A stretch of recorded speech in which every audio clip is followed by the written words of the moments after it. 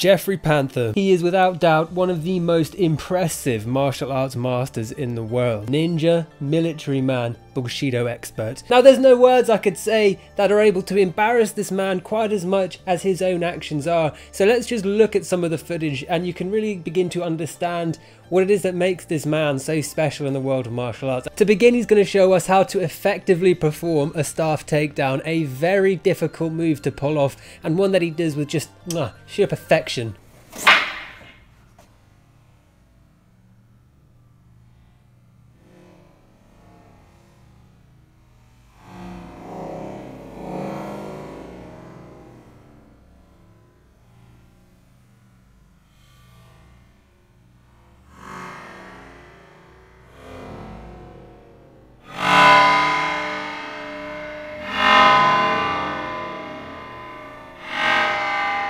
Very, very impressive. Power. You know it's going to be a good move when he decides to slow down the video. The skeptics out there might say, well, what he did was flick a staff at the other man's staff. Like, it wasn't a complex move. You'd probably have been able to follow that without it. But to those naysayers, I say,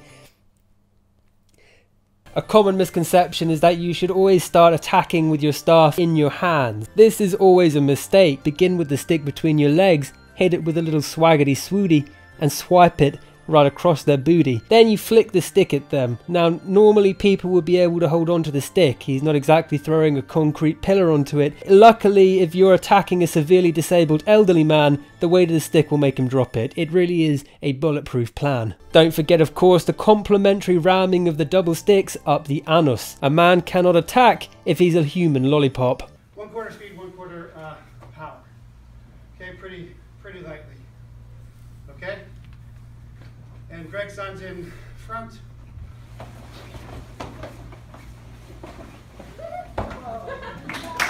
My mind is in fucking bits right now. He just destroyed every theory of physics and relativity that I thought I understood. How can a man break out of a vice grip like that around his shoulders? The Pandora's box of grips, the chastity belt of a grip right there. The only thing capable of defeating Thanos is that woman's grip, and he manages to break out of it like it's some pussy ass grip. This man is a hero. He then proceeds to Three Stooges everyone into themselves. I'm surprised there's not comical whips and bangs and whoops. I mean, that's kind of what he went for, but he managed to stupefy everyone. Look at them. He put them in a human pretzel. What the fuck are you supposed to do about that? And short.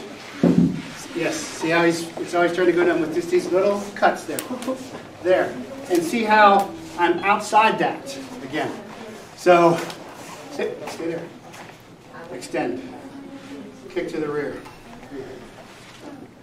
See my eye is good? Okay?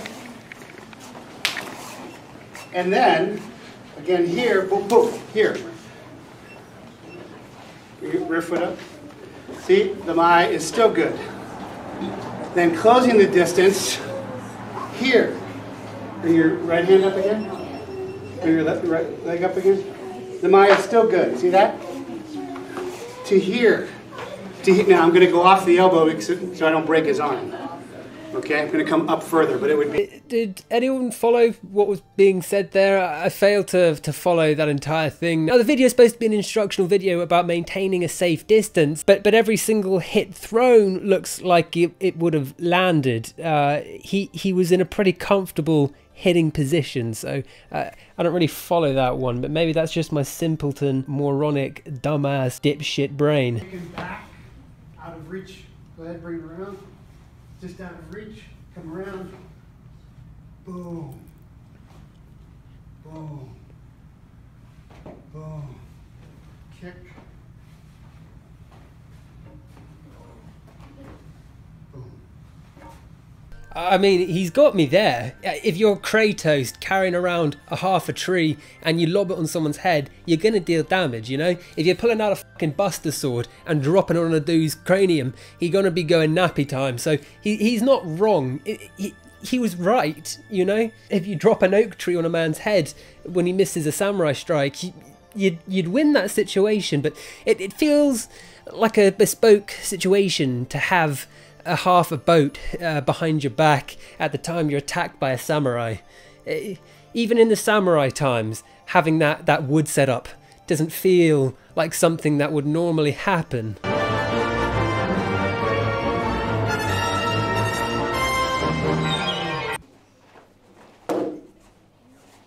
Step back. Step out. What you're witnessing is the ancient Japanese art of comfortably throwing a morning star at a location after a man has already left to go get his dessert. It's a really important move to master for, I don't know, hitting shadows or killing the dust particles left behind. Now, if there's one thing we love on this channel, it's gun disarms, and he doesn't fall short there either. The weight helps you disarm.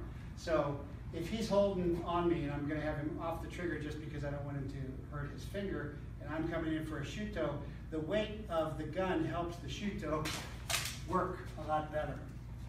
Normally I would just say, hey, like, that's dumb, that wouldn't work. But a lot of people criticize me for not putting advanced science and mathematics behind my assumptions. So with this one, I'm fine. Let's do a demonstration. Here's a bottle of Dettol. You know, it's vaguely gun shaped. I don't have an actual gun because I'm from England. And the Queen took away our liberties. But you know, you can hold it like a gun. In fairness, that hasn't got great grip. It's actually pretty hard for me to even hold on like that. You know, that's not an ideal grip. Holding it with like that, if I were to hit it, yeah, at pretty much any angle, as hard as I can, it still didn't drop. Now let's imagine you're doing it on a firearm, which is ergonomically designed for hand grip and has a hole for you to put your finger in to grasp it better. In what situation is this guy going to be able to knock it out of your hand? I don't see that being possible. Was that an accurate enough scientific explanation for you, or am I still going to get the weeaboos like, you have to fight him to know he's not real? Yeah. Go for a walk. I don't know. What do you want from me? I'm just trying to make funny videos here. So I would be stepping in and shutoing past here. That does two things. It takes the knife off her, and it also numbs Jaken here. The next thing is shutoing down here to the knife and bending it to Takiori. So he doesn't really have control of the knife there at all. The next thing is keeping the shutos there is raising the elbow where there's no control here, stepping around, stepping in between her and pushing her away. Huh? So your advanced move is to cut her throat, cut her face in half, and then shove her out the plane. Bulletproof. I mean, let's be honest, he's a gosh darn pig. If she was a looker, he wouldn't have let the face get damaged. But just because she got a bit of weight, it's okay to cut her face up? Shame on you.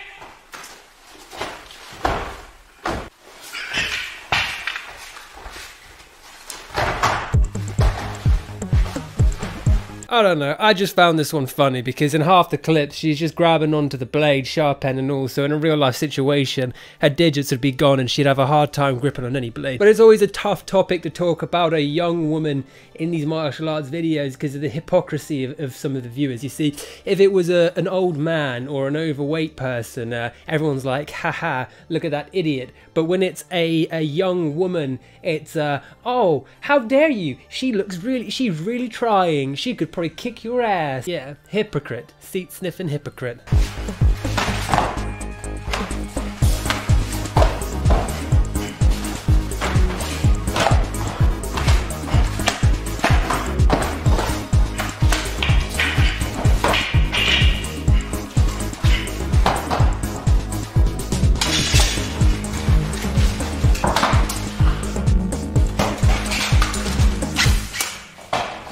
Not many people know this, but this is actually the inspiration for that famous movie, Cowboys versus Indians versus Ninjas versus United States Ninjas. It's a very important bit of cinematography that paved the way for a lot of modern ninja movies. To finish, I want to show a clip that was recommended by one of you lovely commenters, and that is axe weight loss gone wrong. You know, swinging an axe around, that would be good weight loss, I guess, because it's a heavy object. Even shadow boxing or pad boxing tires you out, so I imagine swinging an axe around is tiring and it is good weight loss, but this video is just taking things a little bit too far.